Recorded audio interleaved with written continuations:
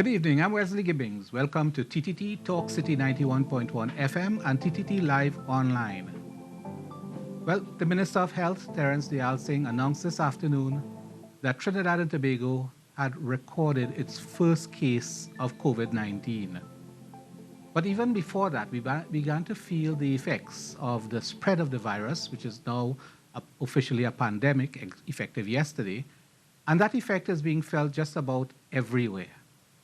One major area that's anticipated to experience some difficulty, challenges through the COVID-19 situation is the area of trade and industry. So tonight we have with us the Minister of Trade and Industry, Senator Paula Gopee-Scoon, to discuss how much of an impact the spread of the virus is going to have on our trade and, of course, the wider economy. Welcome to our discussion, Senator Gopee-Scoon. Good evening, Wesley. Thank you for having me. Now, tell me, yesterday the pandemic was announced, and today we had the first confirmed case. What changes? Has anything changed with respect to the operation of government, with respect to governance, and how your ministry would interact with others and with the society as a whole? What changes? Well, let me first state that from the outbreak of this virus in late December 2019, government has been keeping a very close eye, and there's been close monitoring, particularly at the level of the Ministry of Health. And there has been an all-cabinet approach to all of the decisions. We have been kept up to date, and our Prime Minister is very, very involved, and many of the decisions are not made without him. So the close attention is there. So the announcement has come, and you're asking what else? We're going to continue that close monitoring and the communication, which has been key. And I think everyone in Trinidad and Tobago must be somewhat satisfied with the level of communication that we've had almost every day, several times a day, from our Minister of Communications, from the Prime Minister as soon as he returned from Ghana, and of course, even before that, before he left, and of course from your Minister of Health, other ministerial other officials, including the Chief Medical Officer. The communication has been there, and that's one thing that we want to continue to our citizens to do. Keep tuned in for the announcements that are being made, the updates that are being given, and so on. A big part of staying calm is knowledge of what's going on, staying in touch. And we all have to be leaders, listen for others, so that we can communicate to others the truth, because, of course, there's some negativity around as well. As everything else, there's always mischief. Yes. But for the most part, this thing has been well handled communication-wise, and there's been continual monitoring. But from the trade and industry perspective, a close eye now is being kept on particular things. For instance, our imports. As you know, we rely heavily on food imports. So I can tell you that the Minister of Agriculture, Lands and Fisheries, Minister Rambarat, and I have sat today, and we are determining, especially in the wake of the number of persons that have gone out there, and it's been a stampede at some supermarkets. I understand there is no need for that. But you have to understand everyone is concerned. So this is the initial reaction. But for us, we will be keeping a check on the level of food supplies, because these are largely imports, the level of food supplies, especially the basic items, baby milk, chicken, eggs, pasta, flour, bread, and that kind of thing.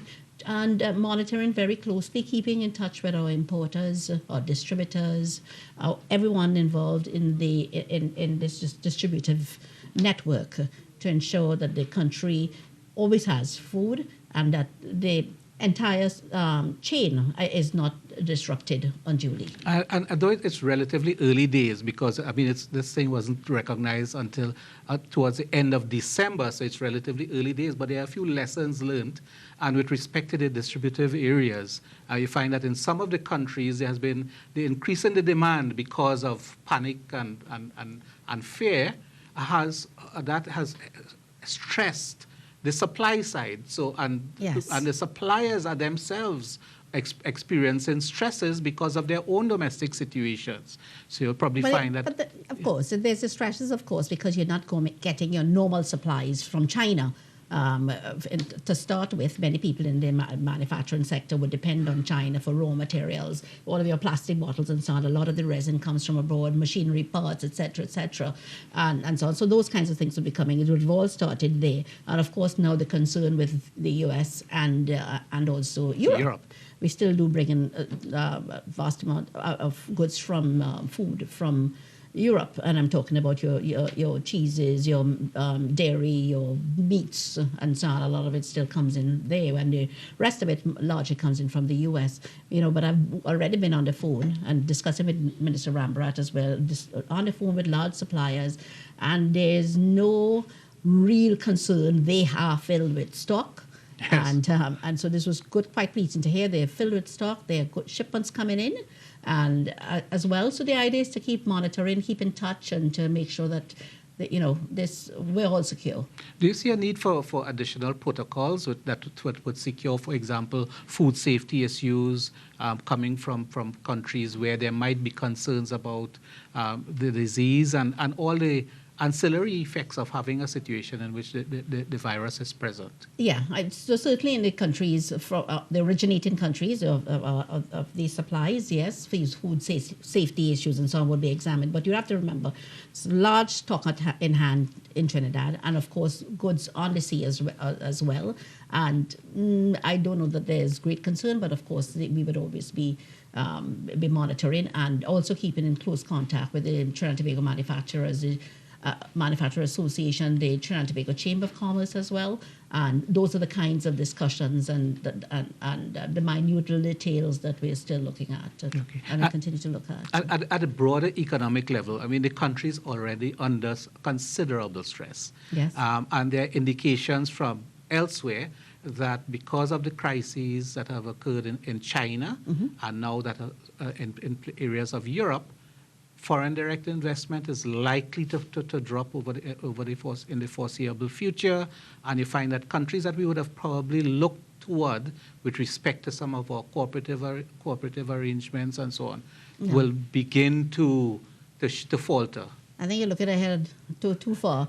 I mean, the fact is the global economy is in a bit of stress as it is. I think no country is excused or barred from this, so everyone's feeling the same pressure. It's global, and this is and it's quite impactful. So I don't think that's where we're going quite yet at foreign direct investment and that kind of thing. I think the thing is to get through this, look at containment in all of our countries, maintain a sense of calm. Of course, ensure that there's stability in your economy as far as is possible. That there's strong leadership, there's communication. These are the things that you want to look at this time. Obviously, foreign direct investment and so on will be affected. I don't think any investor is really has his eyes on any country at this time. I mean, you're going to step back a little bit at this time. Not far away, we're going to step back. The critical thing is to maintain the stability in your economy, and I think every country is aiming to do that. Stability is key at this time, and providing the right leadership and so on. But it's not going to last forever. And I don't want to be cavalier about it, but you have to be positive. You have to treat with it. You have to treat with containment. And I think we've been doing a very good job here. I'm pleased somewhat with China because I think the curve is going in the other way. So they're having less cases, less new cases and so on. I understand that some businesses have opened, certainly not the kind of not to the scale that will really impact us in a positive way, impact the world in a positive way, but certainly it's a sign, and that's what we want, a level of containment. Let's hope that we can see that in other major countries that have been affected, parts of Europe, USA, and so on, and do what we have to do at home and in the region, because we want this thing. All of our economies are impacted in the region too, and that's always a concern. Many of them are so dependent on the tourism business, cruise ships and that kind of thing. So you have to be concerned. That affects our manufacturers, because naturally the demand is not there in terms of the export of our food items and so on, drinks and food and so on. So we want what's best for the region, we want what's best for the world, and we, as I said, as governments, we have to exercise leadership, and we all have to exercise leadership in the communities wherever we are and so on, and to just work on containing and bring in some kind of sense of calm and as we go through this, and we will get through this. Now, on the industry side of your portfolio, there's no doubt a need for a high level of resilience. Yes. The challenge is testing even more developed countries that have far more mature economies than ours. So this means that you are probably looking at the state of affairs now. I mean, not in that you're panicking or in any way, but seeing the extent to which the resilience that has been gathering on the industry side of things is there in the event this thing or whatever happens and it spans a longer period of time. Again, close monitoring and containment, and that's what you're working with. And it's almost very difficult to guess when this will stop, when not. But the point is, you've got to deal with the reality of it, and at every level, ensuring that as far as is possible, the country is in safe hands, and making sure that all is well as far as as is possible, as we've done for the first 2 months and 2.5 months of this outbreak. One of the things that we were speaking about off camera was the level of collaboration between ministries, among the various ministries. You want to talk to us a little bit? What is in place and what is being put in place to ensure that you don't have multiple voices or saying the same message? But you realize, so that the key ministry, of course, is the Ministry of Health and the Ministry of National Security. So largely they speak to the business and the decisions taken, and the communication comes from them and the Minister of Communications. As I said to you, when it comes to the food, Minister of Agriculture, Lands and Fisheries and I are looking and monitoring that food security.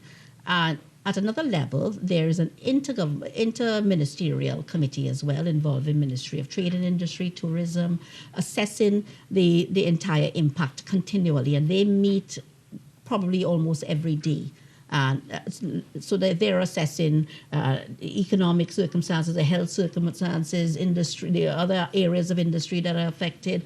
So there's that as well. There's also now another committee under this was established today under Senator Baptiste Primus, Minister of Labour, and several of us on it, Minister of Culture, Minister of Social Development, Minister of Trade and Industry, and so on. We are looking at the impact on workers. And for instance, there may be some kind of decision, we may have to take a decision on whether persons can work from home. And that is so for the public sector or for the private sector. So we want to look at we are looking at the protocols for that, working from home, the possibility of it, and both in the private sector and the public sector. So we meet. I know Minister meets with her technical team tomorrow. We meet on Saturday on it, so that the communication is there. Everyone is concerned, including all of our manufacturers, our business houses and so on. They are the mischievous people, the mischief makers who see this as an excuse to stay home for 14 days. That is disruptive to our economy, right? So there's no need for that. People understand what they have to do should they feel the symptoms. That it is available on social media, it's spoken to continually, it's everywhere in the press and so on. But they are the mischievous ones. So the communication is necessary as well to maintain stability in the private sector. And so therefore we are addressing these issues, and we will be in close discussion with the chambers and that kind of thing. Okay, we have to wrap now, but just one last thing, because one of the partners, the social partners you didn't call, was the political opposition. You'll find that in situations like these, a high level of bipartisanship is required so that the country moves forward together. Are there any moves to achieve this bipartisanship with respect to addressing this issue? Not a difficult question. KPB, where are you? Okay, thank you very much. We've been speaking with Trade and Industry Minister, Senator Paula Gopee-Scoon, and we're going to take a break now, and I'll be right back with more.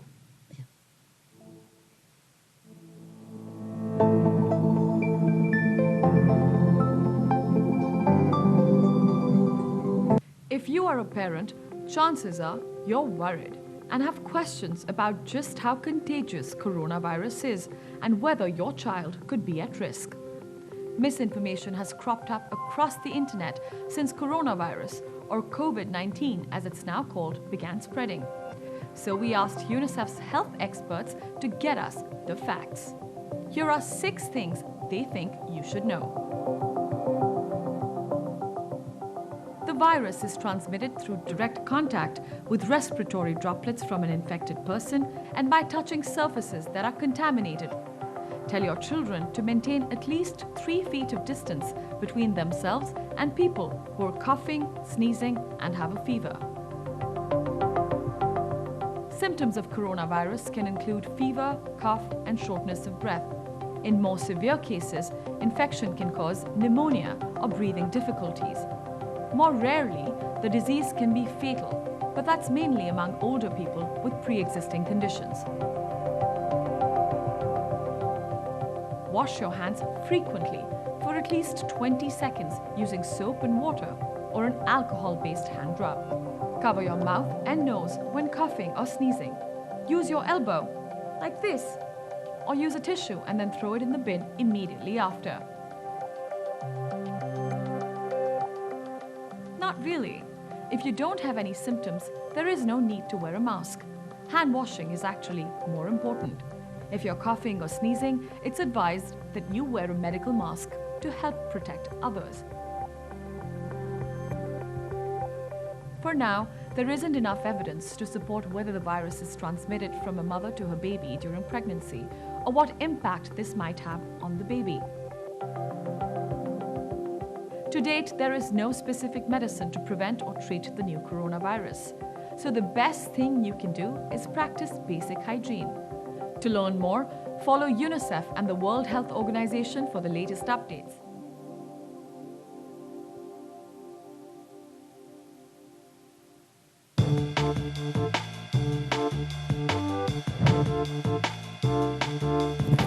For me, it means independence, recognition for the hard work that women do today in society, stop the abuse and bring more positivity around us as women.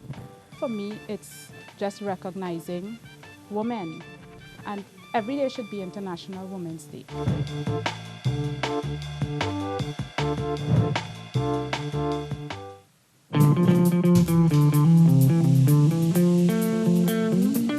My job can get very hectic. Hours are long and sleep is a luxury. As an animator, I'm responsible for all the visual effects that you see on TV. It is very fulfilling seeing a concept materialize on the screen. And that's why I support TTT, and so should you, because on TTT, we live for local. I'm Lee Taylor, an animator at Tri-Axis Animation.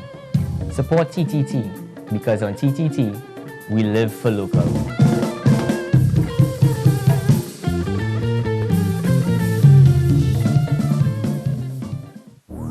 COVID-19 virus, previously called novel coronavirus, is part of the family of viruses that includes the common cold and other respiratory syndromes. Protect yourself and loved ones from COVID-19 by washing your hands with soap and water or using an alcohol-based hand sanitizer. Avoid close contact with persons who are sick, and by covering your nose and mouth with disposable tissue. When you cough or sneeze, discard the tissue immediately or sneeze into the crook of your elbow if you do not have a tissue. Ensure to thoroughly cook meat and eggs before consumption. If you develop fever, cough, or difficulty breathing after coming from a country with the COVID-19 virus, please seek medical attention at the nearest health institution. Remember, prevention is the most important action you can take to protect yourself and your family from getting COVID-19. A message from the Ministry of Health.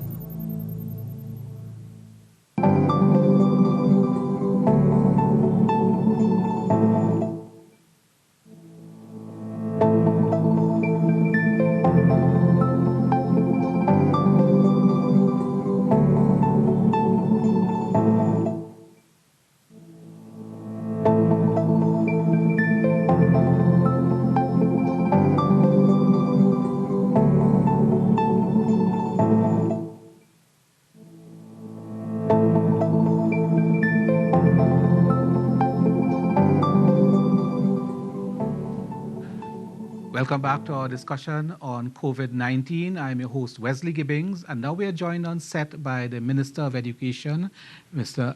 Anthony Garcia, and by the PAHO WHO representative for Trinidad and Tobago and several other states, Dr. Erica Wheeler. Welcome to the program. Thank you very much. It's a pleasure being here. Okay, now before we go to the panel, we are in touch with Earl Moxham, who is a senior broadcaster in Jamaica. And Jamaica, you may recall, within the CARICOM region, was the first country to register a confirmed case of COVID-19. So, Earl, are you on the line? Very much so, Wesley. Hi, how is everything, Earl? I'm supposed to see you at the end of the month, but I'm not too sure if that's going to happen. Fingers crossed. Okay. No, but what's the situation like in Jamaica right now? I know that with the announcement of the first case, you now have two. There was quite a lot of panic. I noticed that there was panic buying at the supermarkets, and people tended to be, a little fearful about the situation. What are things like now? I think, and I say this guardedly, I think that nerves are calming a little bit. I think the reality is sinking in that it is here and that it is being dealt with as best as the health authorities and other persons responsible can respond to the particular cases. And then there is a question now of how do you do the sort of tracing and establishing who else might have been put at risk, and they are doing those investigations. The government has, as you probably have heard, the government has taken several steps in response, and by now you might have also heard that there are two confirmed cases. So one of the announcements today was that classes have been suspended in respect of face-to-face interaction at schools. So the schools, in that sense, have been closed, but they will be continuing their education online and via cable television and radio, etc. To a certain extent, we are going back to the old days of radio educational broadcasting as we used to have in the 60s and 70s for the time being. Plus, of course, modern technology in terms of online and the use of cable television. Let's stick with that a little bit. Are they finding that the means are available? Because I suspect some of it would be through traditional media, radio and television, but there would be some reliance on online media as well, isn't there? Yes, indeed, and there's an acknowledgement that there won't be equality of access. So there will be a lot of equity where that is concerned. The bandwidth is just not available in some communities and in some households. So even though the telecoms providers might step in and try to offer some support, and in fact, one of them has announced, or it has been announced that one of them will be offering, for example, the free bandwidth for the government to train the teachers to deliver the material online. But the truth is that not all students across the length and breadth of Jamaica will have access to basic internet even to receive the instructions and to be able to interact. So they will be, to a certain extent, relying still on traditional media. They'll also be delivering to some of these homes the hard copy of some of the material that they will be using. Okay, and I know that there was an announcement with regard to the dormitories on the Mona campus and the closure of the campus at some stage? Yes. So the UWM Mona and in Montego Bay will be closed. The Jamaican students are being asked to return to their homes. I'm not sure exactly what is the status currently of the students from the other territories in the region who are on the campuses here in Jamaica. So I'm not able to say specifically. Obviously, they can't be thrown off campus until so they would have to be given time at least to make arrangements to return to their respective territories. Or if they have to remain on campus, then to that extent, I would expect that the facilities would remain open and available to them. Okay, Earl, well, it was really great touching bases with you, albeit under not the most favorable circumstances or, positive circumstances, but thank you very much for the update. Indeed, Wesley. All the best to you there, too. All the best, man. Earl Moxam, senior broadcaster from Jamaica, RGR Jamaica.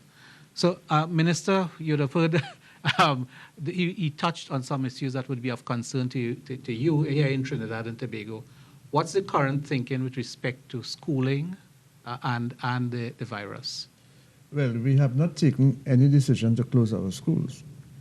However, Cabinet has appointed an interministerial committee, and the Ministry of Education has membership on that committee. That committee is also headed by the Minister of Health and the Minister of National Security.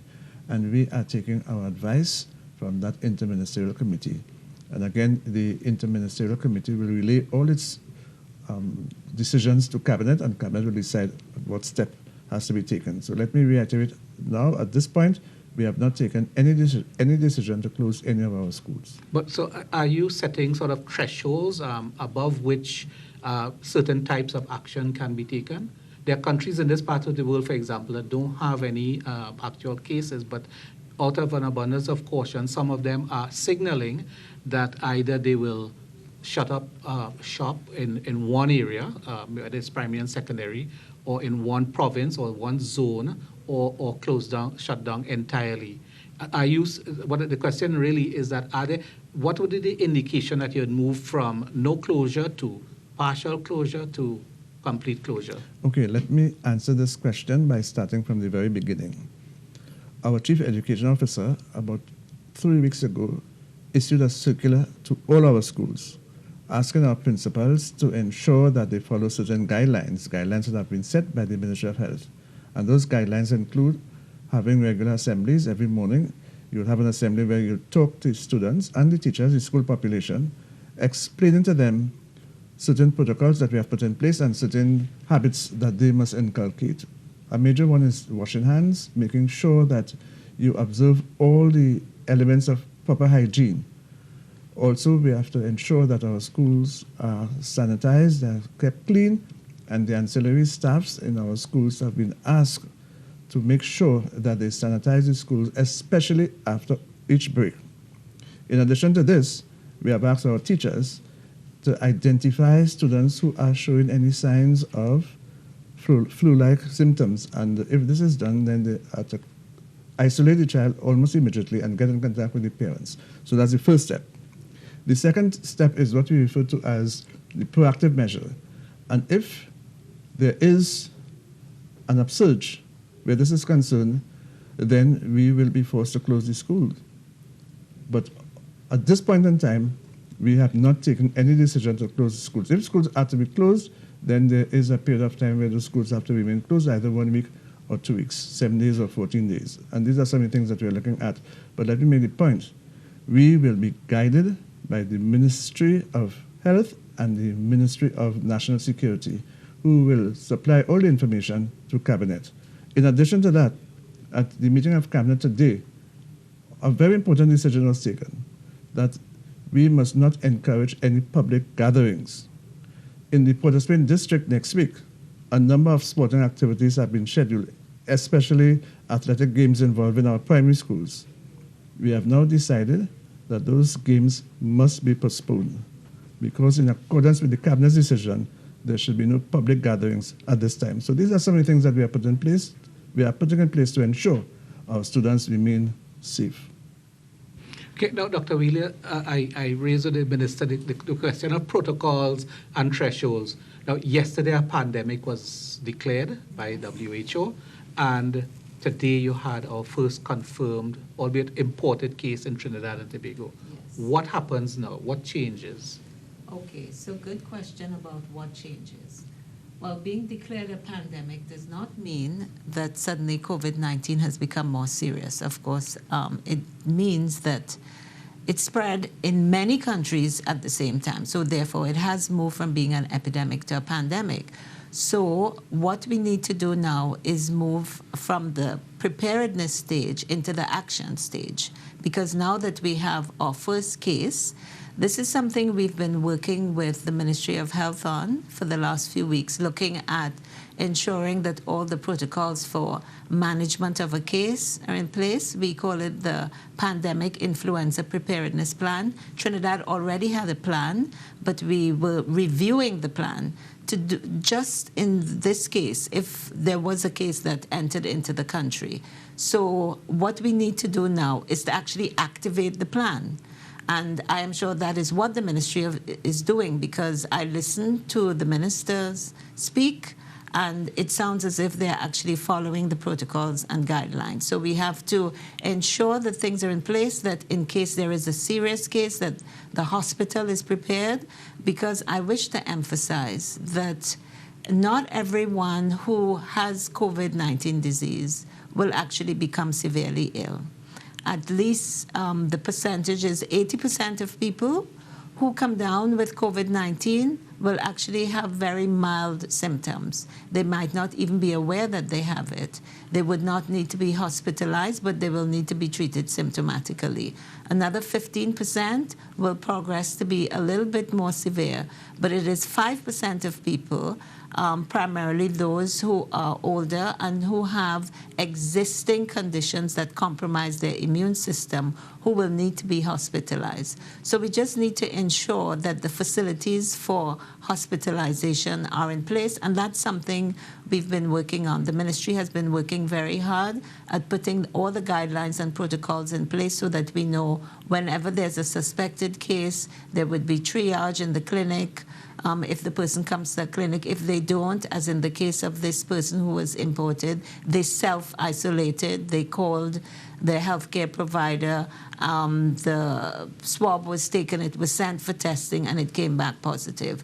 So it's not that there has not been work going on, it's just that we need now, like everything else, you prepare for a disaster, but when the disaster happens, then you have to move into action. So we are now in a phase of implementation. So we detect, we manage, and now we contain. That is the way it is done. Detect, manage, and contain. So the government is very much aware of that, and they have their pandemic preparedness plan. Right, and in the Ministry of Education, you have a whole constituency there of young people, children, who are part of this scenario. So the whole notion, you said that teachers are being advised to keep an eye on the children to ensure that there's nobody who would need any additional attention or testing and so on. Is there a program of training? What has happened in the school system to empower teachers to make those kinds of decisions? Well, the training is being conducted by the teachers themselves because they are working on the advice from the Ministry of Health. We have taken to our schools a number of circulars and pamphlets that we got from the Ministry of Health that demonstrates exactly how this situation must be handled. And at the morning assemblies, the teachers are using these pamphlets in an effort to train the students. In addition to that, we are engaging the parents because the parents will play an important part in all of this. And again, we are encouraging parents to obey the instructions that come from the Ministry of Health, and also we are asking them if your child is exhibiting any flu-like initiative, we are asking them to keep your child at home. So these are some of the things, but I want to make the point. It is important that we do not allow our school population to panic. And all the things that we are doing while we are preparing our students and our teachers, and by extension our parents, we want to ensure that there's no panic. As we know, this society seems to already have gone into panic mode from what we have been hearing and seeing in the supermarkets. If this happens, then it will just cause disaster to our school population.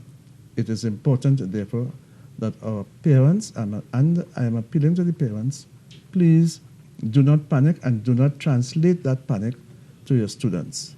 I have been visiting schools also, and this morning, incidentally, the Minister of Health and myself visited one of the primary schools, where again we took the opportunity to demonstrate to the entire school population how they must wash their hands, the proper way of washing their hands, what are the things that they must do in in case of sneezing or coughing, what they must do to ensure that germs are not spread. And we're asking them to walk with tissues so that they can blow their nose with the tissues and have them disposed of as soon as possible. In addition to this, I think I made this point already, the entire school must be sanitized properly. And if all of these things are followed, the chances of our students being infected will be minimized. Okay, thank you very much, Minister. We're going to take a very short break now, and we'll be back with more discussion on COVID-19.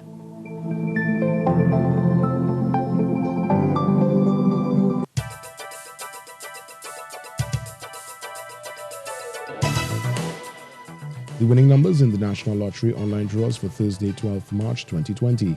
At 10:30 a.m., play away the number 12 King. Pick 2 the numbers 7 and 17 in that order. Pick 4 the numbers 2, 1, 7 and 7 in that order. At 1 p.m., play away the number 9 Cattle, Mega Ultra Ball Call.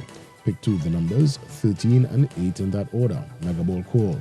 Pick 4 the numbers 3, 7, 2 and 7 in that order. At 4 p.m., play away the number 21 Mouth, Mega Ultra Ball Call. Pick 2 the numbers 35 and 35. Pick 4 the numbers 3, 5, 8 and 9 in that order. And at 7 p.m., play away the number 10 Monkey, Mega Extreme Ball Call. Pick 2 the numbers 13 and 19 in that order. Pick 4 the numbers 6, 6, 3 and 9 in that order. Cashpot the numbers 7, 14, 3, 9 and 15 in any order. And the multiplier is 2.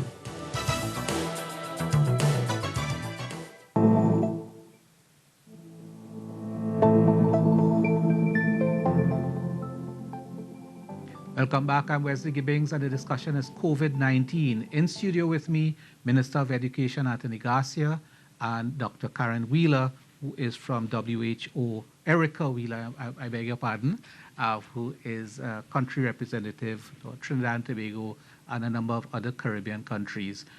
Before we took the break, Minister Garcia was speaking about the situation in the school system and the preparations that are taking place, and the fact that there is a sort of a gradual and phased and careful and meticulous, if you want to put it that way, approach to the school population and what happens in the schools.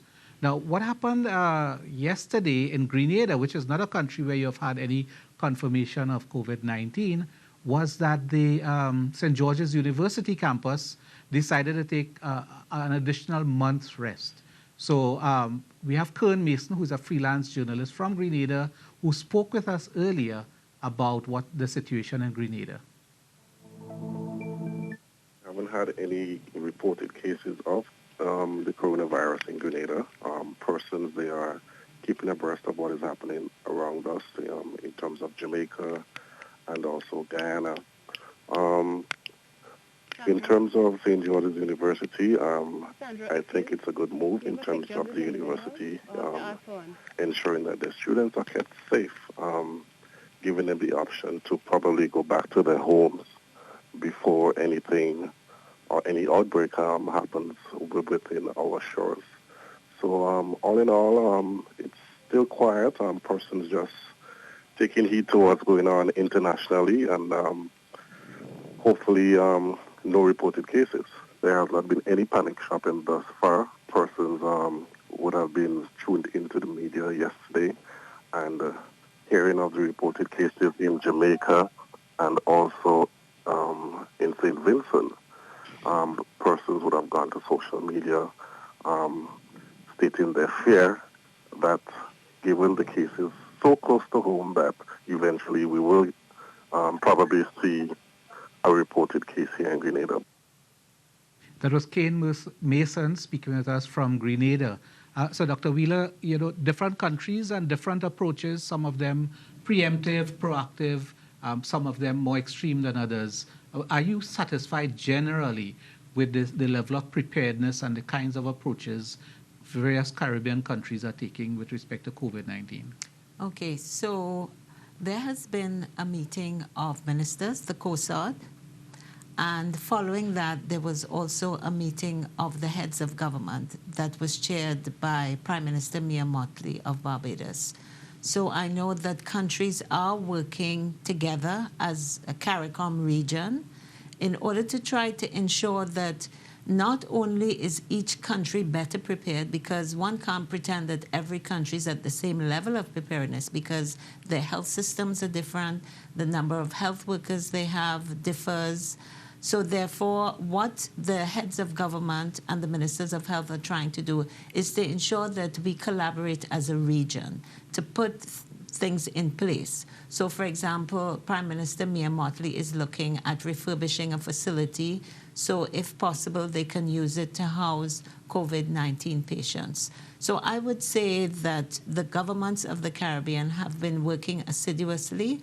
I actually myself sat in on the first discussion, and I saw the video of the discussion with our director, Dr. Carissa Etienne herself, who was providing the medical and scientific guidance to the heads of government. So it means that they're aware of all of the different levels of preparedness that they must have in place, the facilities, because we provide checklists for what kind of equipment hospitals should have.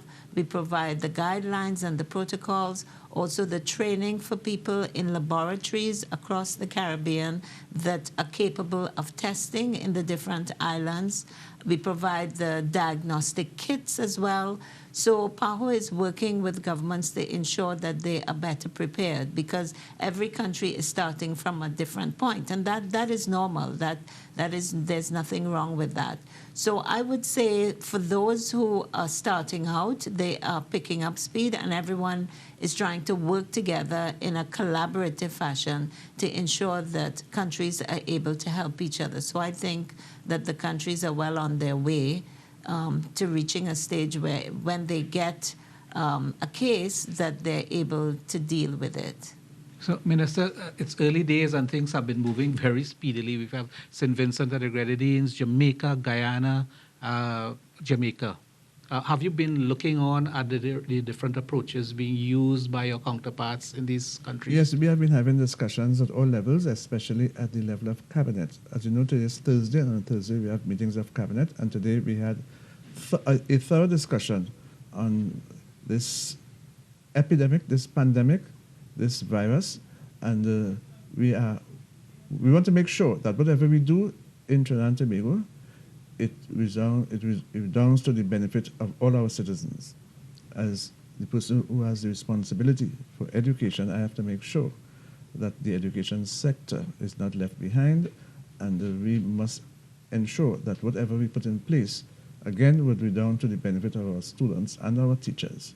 And because of this, we are liaising also with our major stakeholders, and we are soon to have a meeting with our National Parent Teachers Association and also the Trinidad and Tobago Unified Teachers Association to hear from them their perspective of how we are going to deal with this. Now remember, we have decided that we're going to use a whole government approach. So it isn't only the Minister of Education, it isn't only the Minister of Health or the Minister of National Security.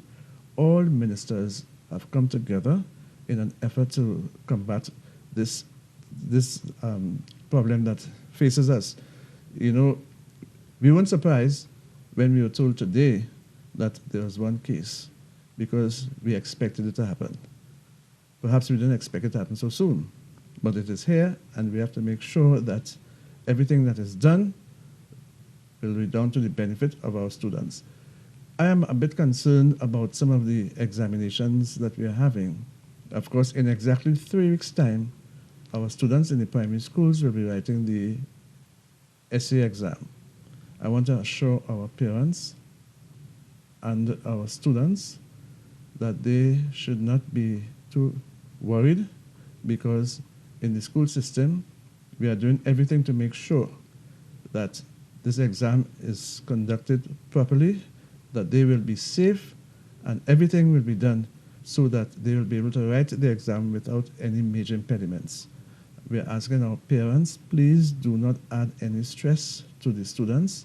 Let them go about their business of learning in the schools, because our teachers are doing everything to make sure that they are well prepared. So where that is concerned, I don't think we have much of a problem there. We also have the external exams. CSEC, those students in Form 5 will be writing the CSEC exams, And the students in Form 6 will be writing the CAPE exams. And again, we are hoping that this doesn't escalate, that will cause any disruption in these exams, in the writing of these exams. So we are keeping our fingers crossed, but at the same time, we are doing everything possible to ensure the safety of our students. So, but the CAPE and so on, that's a sort of, that's a regional Yeah, thing. Do you envisage any issues that may arise if there's an external kind of threat or challenge? Well, our to the chief system? education officer, who has the direct responsibility for liaising with CXC, he told me that he will be in contact with CXC to see if there are any problems or any difficulties that could be addressed before they escalate. Okay, one last understanding is that the education environment in Trinidad and Tobago is not only state-driven. There's a private element. Are they in the part of the picture as well? Okay, let me explain. We have two types of schools in our education system. We have the public school and we have the private school. The public school, there are two categories of public schools. We have the public schools that are wholly owned by the government. So you hear about this government school and that government school. But we also have schools that are assisted by the government, and they are referred to as public schools also. So these are the denominational schools. So the Boys RC and the Girls RC and the Fatima College and the St. Mary's College and so on. But according to the Education Act, they are public schools because they receive funding from the government. In the case of private schools are schools that are wholly owned by a private individual or a private enterprise. So that is the distinction. However, as a Ministry of Education, we have overall responsibility to ensure that all these schools follow the curriculum that has been put in place by the Ministry of Education. And the protocols that will be put in place in the event some kind of intervention needs to take place. Yes, will apply to all schools. Both private and the public. Yes. Dr. Wheeler, we run out of time, unfortunately. What are some of the more common myths about COVID-19 you have been coming across, or the system has been coming across? Okay, so we have two types of myths. The ones that WHO has put out that are more global, but of course we have local ones as well. So for example, globally, there is talk about spraying your body with chlorine, which is a complete no-no. That will damage you. Having a very, very hot shower or bath is another one, strangely, internationally, people have been talking about, which is a myth. Eating garlic, using turmeric, gargling with saline solution or spraying it up your nostrils is, all of these are myths. Taking antibiotics, which are actually for bacteria and not viruses. If you have a cold or a virus, you don't take an antibiotic. Those are some of the more global myths. There are several, they go on and on, but they are about things that you can take by mouth and things that you can put on your skin. But there are also local myths about bush tea and certain types of alcoholic drinks or rubbing snake oil on your skin. And of course, a very popular one about taking lots and lots and lots of vitamin C. Now, vitamin C, of course, is good, and it is necessary for the human body to take in vitamin C. But if we overdose on it, the body just flushes it out. So you are really flushing your money away. So yes, for a healthy life, but all of these myths that are out there, I would advise that people check reputable websites. Do not believe myths because you see them on social media.